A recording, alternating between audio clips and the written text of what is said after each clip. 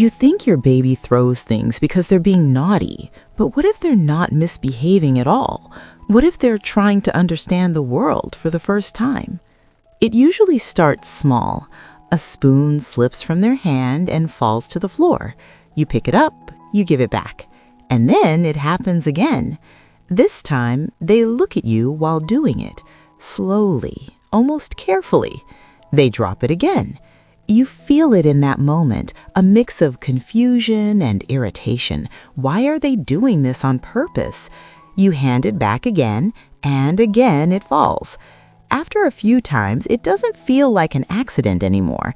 It feels like a test, or worse, like they're trying to annoy you. And that's where the misunderstanding begins.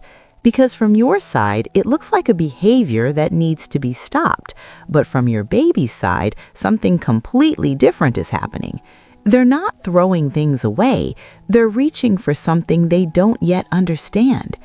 At this age, your baby doesn't know how the world works, not even the simplest things. They don't know that objects fall because of gravity. They don't know that something out of sight still exists. They don't know that their actions can create predictable outcomes. All of that is brand new, and the only way they can learn is by doing. Research shows that babies learn through repetition and physical interaction, not through instructions, not through being told what's right or wrong, but through experience. So when your baby drops that spoon again and again, they're not being stubborn, they're collecting data. They're noticing something. Every time I open my hand, the object disappears. Every time it disappears, there's a sound. Every time that sound happens, someone reacts. And slowly, piece by piece, their brain starts connecting these moments. It may look like nothing to you, but inside their mind, it's a big shift. This is the beginning of cause and effect. And for your baby, this is powerful, because for the first time, they're starting to feel a sense of control. Before this, things just happened to them. They cried, and sometimes someone came. They felt hungry, and eventually they were fed. But now something is changing. Now they do something, and something happens.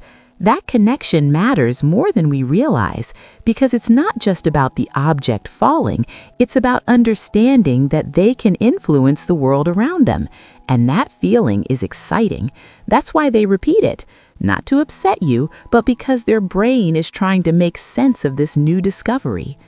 There's another layer to this that often gets missed. When your baby throws something, they don't just watch the object, they watch you, your face, your reaction, your movement. They're learning from that too. If you pick it up quickly, they notice that. If you sigh or show frustration, they notice that too. Even if they don't understand your words, they feel your energy. And over time, this becomes part of their learning. They begin to understand that their actions don't just affect objects, they affect people. This is how social awareness slowly begins, not through teaching, but through small, repeated moments like this. And sometimes your baby throws things not just to see what happens, but to feel connected to you. Because every time you respond, you're part of their world. You come into their space, you engage, you react. And for a baby, that interaction matters deeply.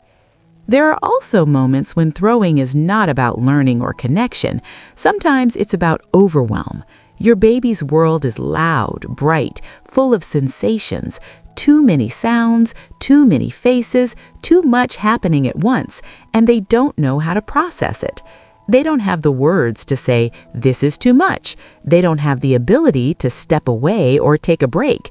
So the energy builds up inside them, and sometimes it comes out through movement, a sudden throw, a push, a drop. Not because they want to create chaos, but because their body needs a release. In those moments, the behavior isn't about learning, it's about regulation. And if you look closely, you can often feel the difference. The playful throw feels curious, light, repeated. The overwhelmed throw feels intense, almost emotional. And how you respond in those moments shapes how your baby learns to handle those feelings in the future. If every throw is met with frustration or anger, your baby doesn't understand the reason. They only feel the tension. But if you stay calm, if you slow down, if you gently guide the moment, they begin to feel something else: safety. And safety is what allows learning to continue. This doesn't mean you allow everything without boundaries. It just means you respond with understanding before correction. You can gently take the object, you can say no in a calm voice, but inside, you're not seeing it as bad behavior, you're seeing it as communication, because that's what it really is. Your baby doesn't have words yet. They don't explain what they feel or what they're trying to do, so they use actions: dropping, throwing, reaching. Each one is a message, and when you start seeing it this way, something shifts inside you too. The frustration softens. The moment feels different. Instead of reacting quickly, you begin to observe. Instead of trying to stop the behavior immediately, you try to understand it first. And that small change changes everything. Because now, you're not just managing behavior, you're supporting development. You're helping your baby build connections in their brain. You're helping them feel safe while they explore. And you're slowly becoming someone they can trust, even in moments they don't understand themselves. This stage doesn't last forever. There will come a time when they stop dropping everything, when they understand that objects fall, when they move on to new ways of exploring. But what stays is what they learned during this time, not just about the world, but about you. Did you respond with patience or frustration? Did you try to understand or just stop the behavior? Those small patterns build something deeper. They shape how your baby sees connection, how they handle curiosity, how safe they feel to explore and make mistakes. And maybe the next time your baby throws something, you pause for a second. You watch them, not just the action, but the intention behind it, the focus in their eyes, the way they wait for what happens next. And in that moment, you see it clearly. They're not being difficult, they're learning. They're discovering. They're trying to understand a world that is completely new to them. And without saying a single word, they're asking you to be part of that journey. Not to control it, not to stop it too quickly, but to stay close, to guide gently, to understand before reacting.